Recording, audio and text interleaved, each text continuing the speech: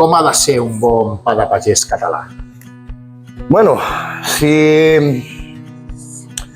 tiro una mica enrere, quan jo treballava amb un senyor que vaig aprendre molt d'ell, ell sempre em deia que el pa era una ciència, però que el secret ja me l'havia dit. Jo quasi bé no ho entenia. I em deia, el secret te l'he dit, pa, ciència. I és el que fem nosaltres. Nosaltres, una fornada, comencem i mínim fins que entra al forn passen 10, 11 i 12 hores. Perquè el nostre pa, molta gent poder no ho sap, però el nostre pa, després de 8 hores almenys d'estar cuit, el posem a la venda. Hi ha molta gent que diu, pa calent, pa calent. No, el pa de pagès, jo crec que ha de tenir un repòs abans de posar-se a la venda.